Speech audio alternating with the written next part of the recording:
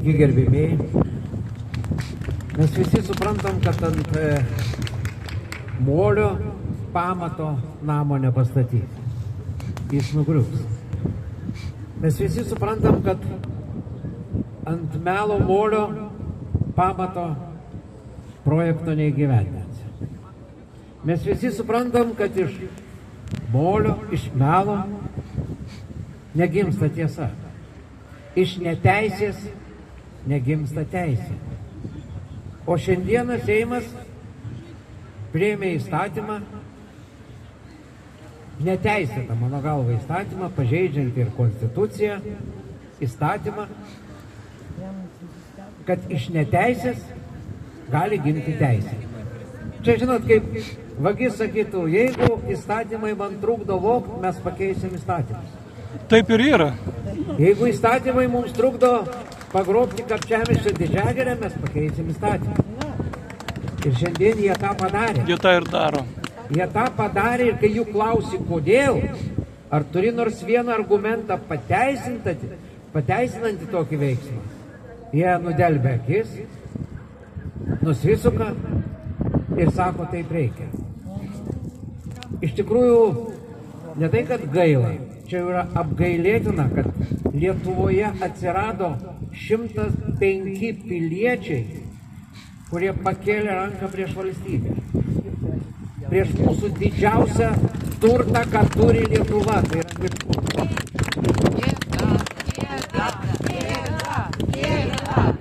gėda net per švelnus žodis iš tiesų.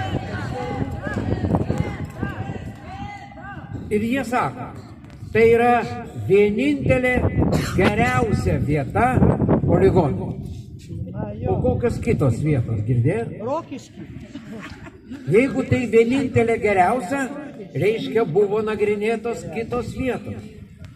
Ir mes negirdėjom nei vienos per šitos mėnesius, kelis mėnesius. Nuo Kalėdų, kai jie tokią dovanėlę padovanojo visai Lietuvai, mes negirdėjom nei vienos paminėtos vietos, kad poligonas, kurio jiems taip reikia, galėjo būti, sakysim, toj vietoj, anoj, trečioj, ketvirtoj ir šita tapo geriausia.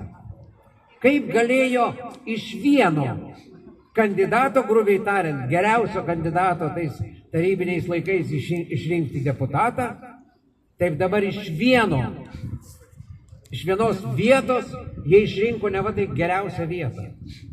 Kur kitos tos vietos? Jų tiesiog nebuvo nagrinėta ir sakyti, kad tai geriausia vieta, yra tiesiog melas. Jie sako, kad jiem reikia treniruotis. Ir aš manau, kad niekas to neabejoja, kad jiem reikia treniruotis. Bet mes turim virš 60 000 hektarų poligonų Lietuvoje. Jie beje sausio 9 dieną pristatydami Lazdijuose šitą projektą melavo, kad turim tik 30 000 hektarų. Vieša oficiali informacija Krašto apsaugos ministerijos puslapiuose sako, kad jau dabar turim virš 60 000 hektarų. Jie sako, kad Rūdininkų poligonas bus skirtas vokiečių baziai. Tada paklauskime savęs, kiek laiko vokiečiai treniruosis tam poligonui. Kiekvieną dieną be perstojo 365 dienas per metus. Netiesa, geriausiu atveju jie treniruosis 50, 60, 100 dienų. Reiškia, 265 dienas poligonas stovės tuščias ir ten galėtų treniruotis ir Lietuvos kariai, ir Lenkų kariai, ir Latviai, ir Estai, ir visi kartu galėtų treniruotis, nes poligonas pakankamai didelis. Mes lygiai taip pat galėtumėm treniruotis ir Pavradės poligone, nes ten nėra taip, kad visada treniruojasi tik amerikiečių kariai. Nebent, kaip sako Kasčiūnas, Tėvynės sąjungos minus Lietuvos krikščionių demokratų partijos dabartinis vadovas, kad Rūdininkai jau yra vokiečių teritorija. Vokiečių teritorija nepriklausomai Lietuvoje. O Pavradė yra amerikiečių teritorija, kur mes, mūsų kariai, neturėsim teisės įeiti. Tada reikia pripažinti, kad Vėl pažeista konstitucija, nes konstitucijai parašyta, kad užsienio karinių bazių Lietuvoje negali būti. O Kasčiūnas pasakė, kad Rūdininkų poligonas tai yra vokiečių karinė bazė Lietuvoje. Tai arba jis meluoja, arba jis prisipažįsta, kad pažeidė konstituciją. O jeigu pažeidė konstituciją, reiškia, pažeidė ir priesaiką. Ir gaunasi taip, kad šiandien meluodami žmonėm 105 Seimo nariai realiai sulaužė duotą savo priesaiką, kur jie prisiekė laikytis Lietuvos įstatymų ir Lietuvos konstitucijos. Vienas iš straipsnių dar konstitucijos sako, kad nuosavybė neliečiama. Labai graudu iš tikrųjų ir apgailėtina, kad nei ministras, nei kariuomenės vadas, nei visi šitie 105, negaliu pavadinti juos jau Seimo nariai, Tėvynės išdavikai. 105 veikėjai pakėlė rankas už šitą baisų projektą, net nebuvo nuvažiavę į Kapčiamiestį pasižiūrėti, ką jie ruošiasi sunaikinti ir sugriauti. Ką jie ruošiasi negrįžtamai sunaikinti, nes mes visi suprantam, kad iškirtus Girę, Didžiagirę, procesas neatstatomas, nepataisomas. Giria auga virš 100 metų, o jie tai vieno mygtuko paspaudimu nusprendė sunaikinti tai, ką jau sunaikino Rūdininkuose. Ir ruošiasi dar padaryti, vat kaip sakė Laurynas, turbūt ne vienoj Giriui. Tai yra iš tikrųjų baisi situacija, kaip žmonės be jokios atsakomybės, pinigais užklijuotom akim, balsuoja, sakydami, kad jie balsuoja už savo sąžinę. Aš paklausiu jūsų visų ir jų vieno klausimo, kuris iš jūsų ir iš jų ten sėdinčių gali duoti 100% garantiją, kad įsteigus Kapčiamiesčio poligoną Lietuva taps saugi. Nei vienas negali tokios garantijos duoti. O jie sako, kad poligonas būtinas, kad Lietuva būtų apsaugota. Reiškia, tai yra melas. Ir mes visi puikiai suprantam. Jie sako, kad poligonas labai geras ir teisingas tik šitoj vietoj, nes čia neva tai yra Suvalkų koridorius. O Suvalkų koridorius yra 100-120 km ilgio ir kokia 30-50 km pločio. Tai klausimas, ar užtvėrę tokį gabaliuką ir palikę va tokią skylę, mes apsaugom tą Suvalkų koridorių? Niekai. Ministras melavo, kad poligonas yra 0,5 kilometro nuo sienų, kai nuo Lenkų sienų yra 80 metrų, nuo Baltarusijos sienos yra 200 metrų, aš pats asmeniškai ten buvau, pervažiavau visą poligoną, visą dieną ten praleidau ir pamačiau, kas dabar daroma, kaip dabar skerdžiamas miškas paukščių perėjimo metu saugomose teritorijose, kai yra draudžiama nuo kovo 15 dienos pjauti. Ir dabar viskas vyksta, o aplinkos departamentas sako, tai gal jūs mums galite nurodyti vietą, kur pjaunama? Tiesiog pakelkite užpakalius ir nuvažiuokite į mišką. Visur pjaunama.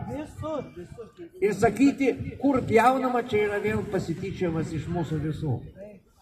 Iš tikrųjų, baisu, kai per 36 metus mes tikėdamasi sukurti normalią valstybę, nes jie dabar sako, pasitikėkite valstybę. Uždengdami save žodžiu valstybę, eiliniai primityvūs biurokratai, turto grobstytojai save įvardina valstybę, visus kitus priešais, ir jie sako, pasitikėkite valstybę. Kaip jais galima pasitikėti, jeigu kiekvienam žodį melas ir nei į vieną klausimą užduotą jie neatsakė. Aš susitikime Lazdijuose klausiau sausio 9 dieną ir ministro, ir krašto kariuomenės vado. 2022 metų gegužės mėnesį steigiant Rūdininkų poligoną, krašto apsaugos ministerija savo puslapyje patalpino informaciją, kad steigiant šitą poligoną buvo nagrinėjamos ir kitos vietos Raseinių, Alytaus, Varėnos rajonų ir Lazdijų rajone. Ir buvo parašyta, kad tos vietos yra netinkamos kariniai veiklai. Klausimas, kas pasikeitė nuo 22 metų gegužės, kad tada netinkama kariniai veiklai vieta staiga tapo tinkama. Medžiai baigėsi kitur. Ar šitas miškas, šita didžiagirė kažkam parūpo prisikimšti judo sidabriniai savo kišenes. Ir čia turbūt yra ir būtent ta pagrindinė mintis, dėl ko jie visi bijo pažiūrėti žmonėm į akis. Ir tai yra šlykštu ir apgailėtina, kai net nežinantis, kur yra tas poligonas, kur yra ta didžiagirė žmonės, balsuoja už tai, lyg tai būtų kažkoks saulėgrąžų maišelis. Neįvertindami, kad padaroma neatitaisoma žala Lietuvai, valstybei ir žmonėms. Dar kartą paklausiu ir jūs jų paklausite, kuris iš jų prabalsavęs duos garantijas, kad įsteigus šitą poligoną Lietuva bus saugi.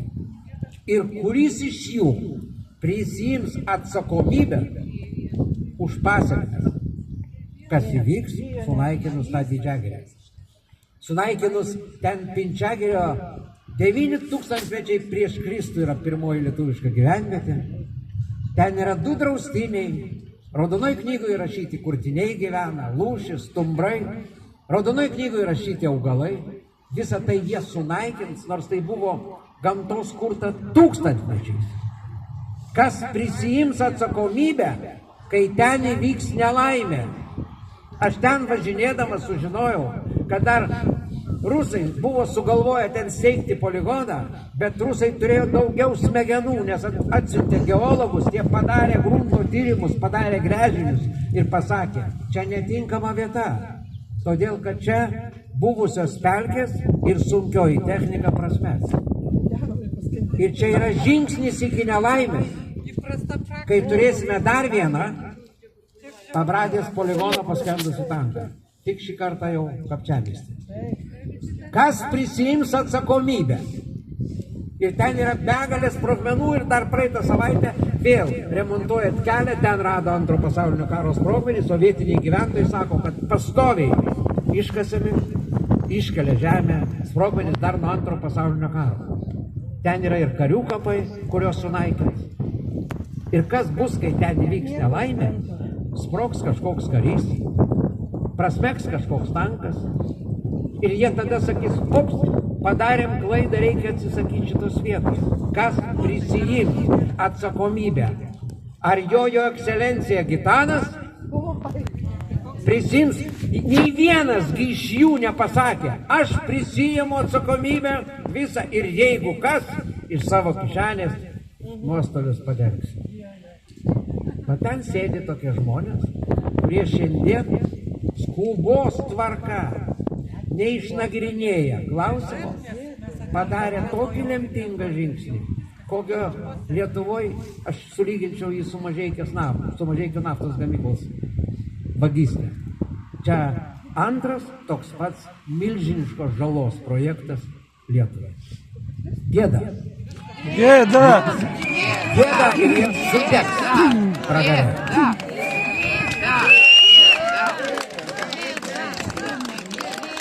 Gėda! Gėda! Gėda!